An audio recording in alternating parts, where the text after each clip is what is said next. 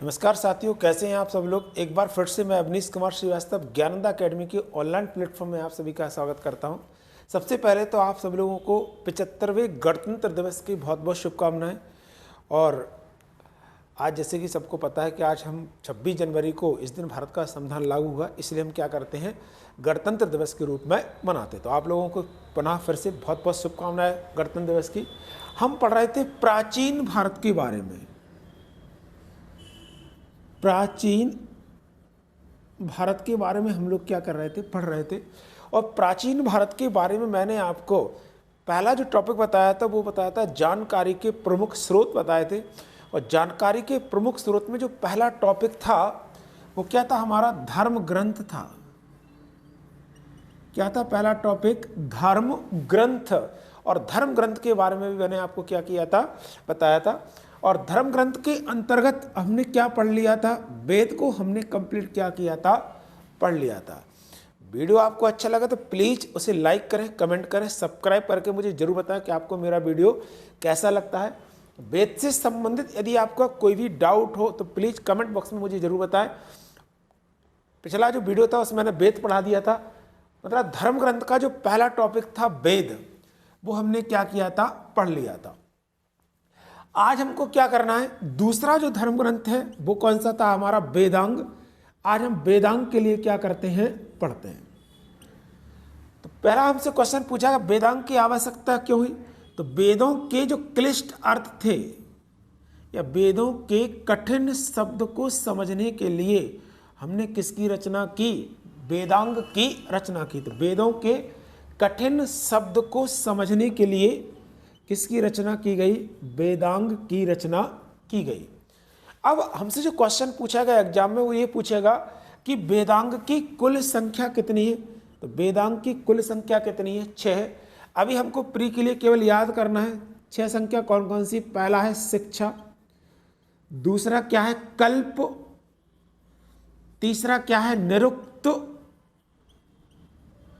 इसके बाद क्या है छंद, इसके बाद क्या है ज्योतिष, और पांचवा क्या था, व्याकरण। तो वेदों में जो क्लिष्ट शब्द थे उन सभी शब्दों को समझने के लिए हमने क्या किया, वेदांग की रचना की। और यदि हमसे पूछता है वेदांग की कुल संख्या कितनी है, तो कितनी है, शिक्षा 6 है टोटल। पहला है शिक्षा, दूसरा है कल्प, तीसरा है निरुक्त, चौथा है छंद, ज्योतिष और व्याकरण। इन सभी के द्वारा हमने क्या किया, वेदों के अर्थ को समझने का क्या किया है, प्रयास किया है। तो कुल वेदांग की संख्या कितनी होगी, 6। इसके बाद अगला पढ़ते हैं हम क्या, उपनिषद।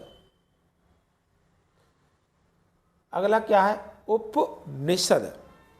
अब देखो कई बार हमसे एग्जाम में क्या होता है कि उपनिषद का एक्चुअल मीनिंग भी पूछ लेता है कि उपनिषद का शाब्दिक अर्थ क्या होता है।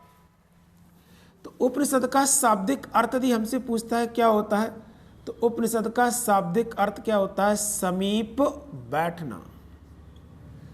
क्या होता है, उपनिषद का शाब्दिक अर्थ यदि हमसे कभी पूछे एग्जाम में तो क्या होता है, समीप बैठना। या क्या पूछ सकता है, ब्रह्म ज्ञान प्राप्त करने के लिए, ब्रह्म ज्ञान प्राप्त करने के लिए कि गुरु के समीप बैठना। किसके समीप बैठना, गुरु के समीप बैठना, एक इसका अर्थ है उपनिषद का शाब्दिक अर्थ है। ये एसएससी सीजीएल का जो एग्जाम हुआ उसमें एक क्वेश्चन पूछा गया है।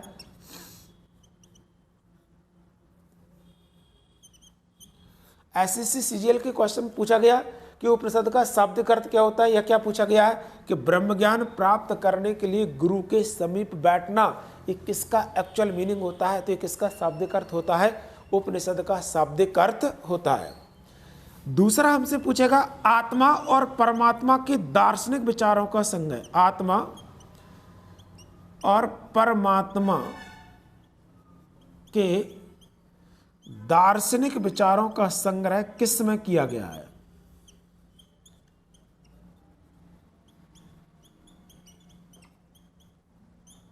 क्या दिया है, आत्मा और परमात्मा के दार्शनिक विचारों का संग्रह यदि हमसे पूछता है किसके अंतर्गत किया गया है, तो किसके अंतर्गत किया गया है, उपनिषदों के अंतर्गत किया गया है।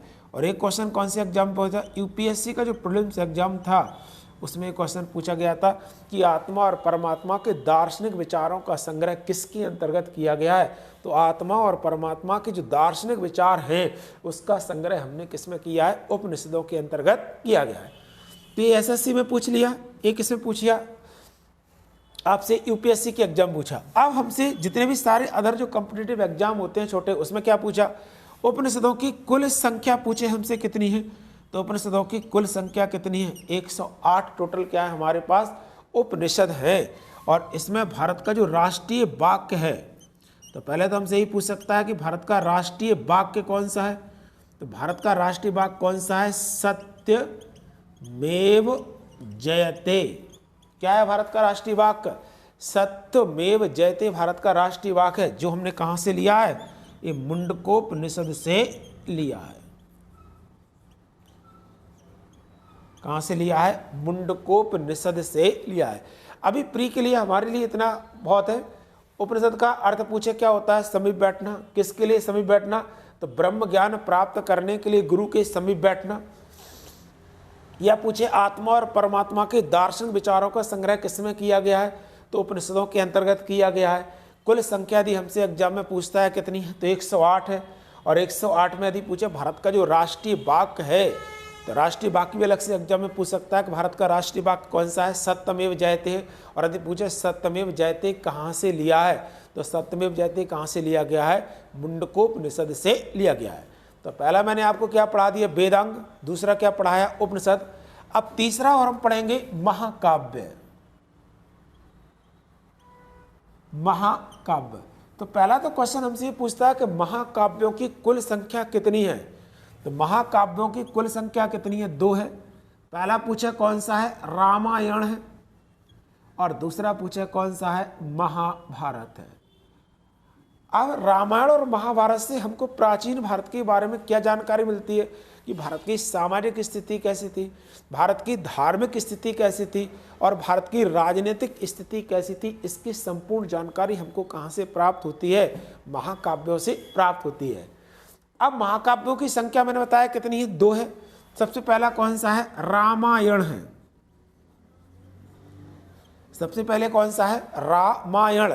पूछेगा रामायण की रचना किसके द्वारा की गई, तो रामायण की रचना किसने की, वाल्मीकि के द्वारा की गई।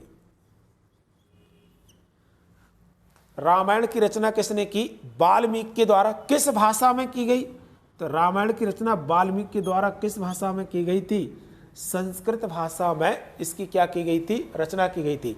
मैंने आपको ऑफलाइन क्लास में बताया था कि रामायण में कुल कांडों की संख्या कितनी है। तो रामायण में कुल कांडों की संख्या कितनी है, 7 कांड है, भूलोगे नहीं। पहला कौन सा है, बालकांड। भगवान राम से चूंकि संबंधित है, तो भगवान राम के जीवन की जितनी भी सारी घटनाएं वो बचपन से संबंधित रही होंगी, तो उसको हमने किसमें कर दिया, बालकांड में। इसके बाद वो क्या हुआ, बड़े हुए, राजा बने। तो कहाँ के राजा बने, अयोध्या के। तो दूसरा कौन सा कांड है आपका, अयोध्या कांड। तो पहला पूछा कौन सा है, बाल कांड है। दूसरा पूछा कौन सा है, अयोध्या कांड है। अब इसके बाद क्या हुआ, शादी मादी हो गई, केकई ने क्या किया, वरदान मांगे, तो कहां पहुंच गए, जंगल में। तो तीसरा कौन सा हो जाएगा आपका, अरण्य कांड। तीसरा कौन सा है, अरण्य कांड। इसके बाद वन में पहुंचे तो वहां पे सुग्रीव से मुलाकात हुई। सुग्रीव कहाँ का राजा था, किष्किंधा का, तो फिर से कहा जाएगा किष्किंधा कांड। इसके बाद हनुमान जी से, तो हनुमान जी के लिए हम कौन सा पाठ पढ़ते हैं, सुंदर कांड पढ़ते हैं, तो सुंदर कांड हो गया। इसके बाद रावण हर के कहाँ पर ले गया, लंका में सीता जी को, तो इसके बाद कौन सा हो जाएगा, लंका कांड। और रावण को मार के जब वापस आए तो लास्ट वाला कौन सा हो जाएगा, उत्तर कांड के नाम से उसे हम जानते हैं। तो कौन बनेगा करोड़पति में आप देखिए क्वेश्चन पूछा कि रामायण के प्रमुख कालखंडों को क्रम के अनुसार लिखिए। तो उस रामायण के प्रमुख कालखंडों में से 14 लोगों में से केवल एक व्यक्ति का सही था। समझ गए, ये हमारे भारत का कितना बड़ा ग्रंथ है, इसके बारे में हमारे लिए कोई नॉलेज ही नहीं है।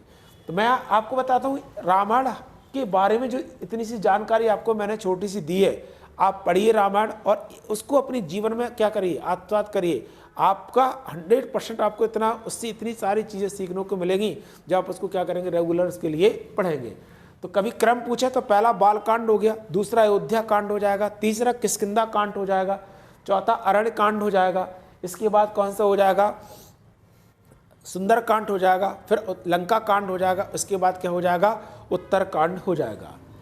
अब आते हैं महाभारत पर। यदि पूछे विश्व का सबसे बड़ा काव्य कौन सा है, तो विश्व का सबसे बड़ा यदि हमसे काव्य पूछता है कौन सा है, तो विश्व का सबसे बड़ा काव्य कौन सा है, महाभारत है। विश्व का सबसे बड़ा काव्य यदि हमसे कभी पूछे एग्जाम में कौन सा है, तो विश्व का सबसे बड़ा काव्य कौन सा है, महाभारत है। इसकी रचना पूछे किसके द्वारा की गई, तो वेद व्यास ने इसकी रचना की। क्या की, इसकी वेद व्यास रचना की। प्राचीनतम नाम यदि हमसे पूछता है क्या है इसका, तो प्राचीनतम नाम इसका क्या है, जय संहिता इसका क्या है, प्राचीनतम नाम है। विजय संबंधी ग्रंथ होने के कारण हमने क्या किया, इसका नाम क्या कर दिया, जय संहिता कर दिया। जो कई बार एग्जाम में पूछता है, पीएससी के एग्जाम में पूछता है, अदर एसआई एसआई के जितने भी सारे एग्जाम है उन सभी में क्या होता है, क्वेश्चन पूछा गया है। अन्य पूछेगा इसका फारसी भाषा में अनुवाद किस नाम से किया गया, तो फारसी भाषा में अनुवाद इसका किस नाम से किया गया, रज्मनामा के नाम से किया गया। तो फारसी भाषा में अनुवाद किस नाम से किया, रज्मनामा के नाम से। किसके द्वारा किया गया, तो अब्दुल कादिर, किसने किया, अब्दुल कादिर और बदायूनी ने। किसके द्वारा किया गया, अब्दुल कादिर और बदायूनी ने क्या किया, इसका फारसी भाषा में अनुवाद किया है। तो आज मैंने आपको 3 ग्रंथ पढ़ाए। अब हमारे पास क्या बचा है, पहला तो एक पुराण और बचा है, और दूसरा क्या बचा है, स्मृतियां बची हैं। तो आज ही हम उनको क्या करेंगे, पूरी स्मृति वगैरह को भी खत्म करते हैं भैया।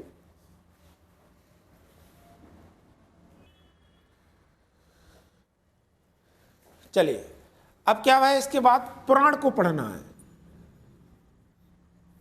क्या पढ़ेंगे हम, पुराण और बचा है।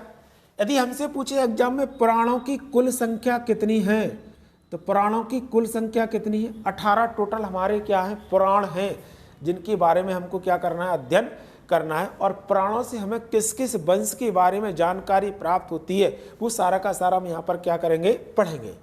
अब अगला क्वेश्चन हमसे क्या पूछेगा, सबसे प्राचीनतम पुराण कौन सा है। सबसे प्राचीनतम पुराण यदि हमसे पूछता है कौन सा है, मत्स्य पुराण है। सबसे प्राचीनतम पुराण पूछे कौन सा है, मत्स्य पुराण है। और इस पुराण से यदि हमें पूछे किस वंश के बारे में जानकारी प्राप्त होती है, तो सातवाहन वंश के बारे में जानकारी प्राप्त होती है। किस वंश के बारे में जानकारी प्राप्त होती है, सातवाहन वंश के बारे में यदि हमसे पूछे कि सातवाहन वंश के बारे में जानकारी किस पुराण से प्राप्त होती है, तो मत्स्य पुराण से प्राप्त होती है। इसके अतिरिक्त विष्णु जो पुराण है, इससे हमें किस वंश के बारे में जानकारी प्राप्त होती है, तो पहला है गुप्त वंश, और मौर्य वंश के बारे में जो जानकारी प्राप्त होती है वो किस पुराण से होती है, विष्णु पुराण से हमें प्राप्त होती है।